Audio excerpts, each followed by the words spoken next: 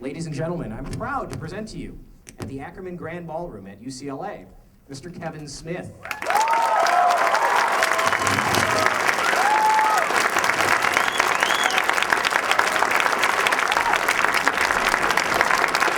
Ladies and gentlemen, give it up for Mr. Stan Lee.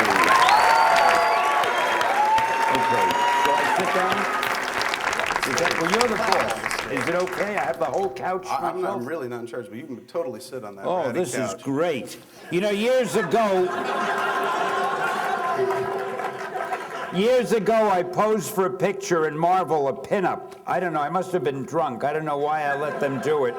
And I had a copy of Marvel Comics I was holding here, and the rest of me was naked, and they published it in some book.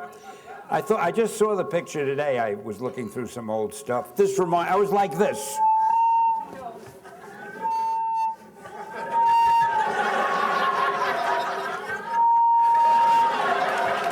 All yours, Kev.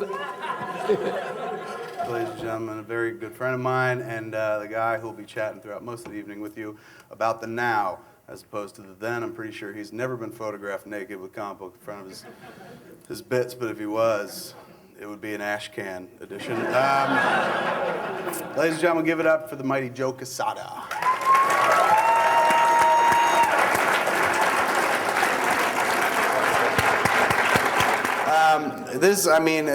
Of any creator and character combination, this is the character that you're probably most identified with and has been in your life from the moment you thought, gee, Spider-Man forward. Tell us the story behind the birth of Spider-Man. Was it an edict from a publisher, or were you just like, I don't know, maybe Spider-Man? It was the exact opposite of an edict from a publisher. I came up with the idea, I don't know why. But again, in trying to come up with something different, I realized there had never been, that I know of, a teenage superhero. There were a lot of teenage sidekicks. Just as an aside, I hate teenage sidekicks. I always felt if I were a superhero, which is not to imply that I'm not, there is no way I would pal around with some teenager. I mean, at the very least, people would talk.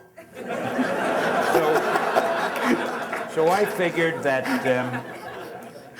but nobody had done a teenage hero by himself who had a superpower. And I liked that idea. Well, one of the toughest things in coming up with superheroes... That was me. Is that me or you? Me. You didn't do it when he was talking. My bad. Why are you doing it when I'm talking? Because I hate being fucking upstaged by you, Lee.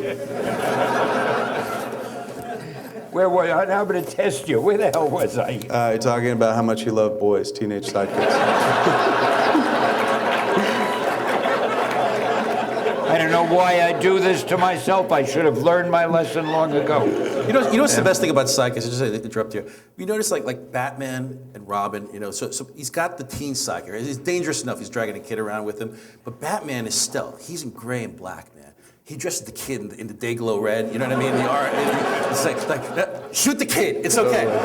I'm in the shadows, man. I'm cool. I also noticed, like every fucking billionaire, he as soon as his companion gets too old, he's like, "Fuck it, get a new one." Right. I want a young model. Teenage superhero. Never been one before. I don't know. They broke the mood. I'm trying to be serious. I'm trying to give you quality information here. It's not easy. There was a time when we were canceling a character named Spider-Girl. Which, Stan, you didn't create, but was spun out of your world. And we received a very poignant letter from a little girl named Brianna, who wanted us to save Spider-Girl because May reminded her very much of her little friend in school in second grade. And this was such a touching letter that Bill Jemis, our president, said, you know what, we cannot cancel this book. We have to save this book for Brianna. And we did. We saved Spider-Girl. And a few months later, we get a call from Young Miss Magazine. Excuse me 1 minute. I thought he was talking, and I'm looking at him. And I suddenly realized, what does he mean with saying? I know, and I'm feeling that cold stare, man. I thought it was him talking. I thought you guys had a... I was feeling it. He was looking right at me. I thought you guys... This evening will go down in history as Stan Lee's disaster. Suddenly it all made sense, because a few seconds ago you were like, I was feeling cocky and I wanted to shove it down their throats. And then you're staring at me like, he looks like a bottom. But back to the touching story about the poor little girl. Forget it. My story's gone.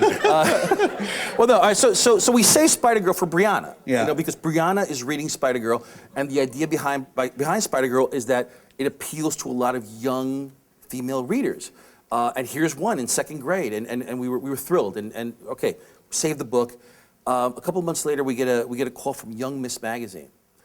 We heard about this Brianna story. We'd love to do a little expose on the girl that saved the Spider-Girl story. We were kind of thrilled about this. We were like, that's really cool. So they said, can you give us Brianna's contact information? We said, no, you know what? Let us contact her first, because the letter came to us, and ask her parents for permission, et cetera, et cetera.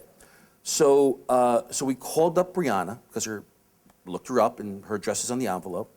And her mom picked up. It's hello. And it's like, oh, hi. We're calling from Marvel Comics. Can we speak to Brianna? Brianna's parents, I'm sorry. And it's like, this is Brianna's mom. And, well, could we speak to Brianna? That'd be a little difficult. How come? Well, Brianna's 6 months old. But you might want to speak to her dad, because he's a huge Marvel fan. He'd love to speak to you. So Brianna, 6 month Brianna's dad, who was typing us, and actually wrote them in little kid scribble, managed to save Spider-Girl. Just, you guys can go back to staring at each other romantically now. I'm done for the night. I hate to think that any Marvel fan would pull a trick like that. Not a Marvelite. Let's jump into Black Panther. Right. Another character that was kind of a big first in the Marvel Universe. Yeah, well, Stan, actually... Looked oddly like Bob Dylan. Right. I mean, Stan, one of the things that was very, very impressive to me, and you won't remember this phone call, because it was one of our short ones. I can't remember what I had for breakfast. But when Marvel did the Rawhide Kid recently, a couple of years ago, and we did a sort of a new take on the Rawhide Kid, where he was a gay cowboy, and still played it within continuity, we received a hell of a lot of hate mail for this. A lot of Christian groups who are then sent emails and say, just click this box and we'll send emails on your behalf to the people we want to protest. We're clicking the box, and the next day when the news broke, we received thousands of emails to the point where it clogged our server, and it just jammed up the whole email for the day, with just vehement hatred for this book, which, by the way, had not even come out yet. And I remember speaking to you, because you had also, I think eventually you did Crossline to talk about this, but I'd asked you, I said, Stan, when you produced the Black Panther, which was the first black superhero, did you receive that kind of mail, hate mail? And you said, no, it didn't happen, which I found, again, remarkable, because, the 60s were this incredible, era of turmoil, but also of new awareness by people. And it saddened me, because in a lot of ways, it just seemed like we'd gone backwards as opposed to forwards. But the Black Panther, to me, also a young reader growing up in Queens, New York. I was Hispanic. And up till then, there were, all the superheroes were, basically white characters. And you created this character, and I was like, wow, this is, while I'm not black, I am a minority. Well, we may not be anymore, but I was a minority back then. And now you've got a colorful cast. And by the way, my best friend was black, and my other best friend was Asian. And I was growing up in that melting pot, and I was like, these books speak to me. Thanks a lot, ladies and gentlemen. We hope you've had a great time tonight. We really do. We've been in the presence of greatness. Ladies and gentlemen, Kevin Smith. Joe Quesada.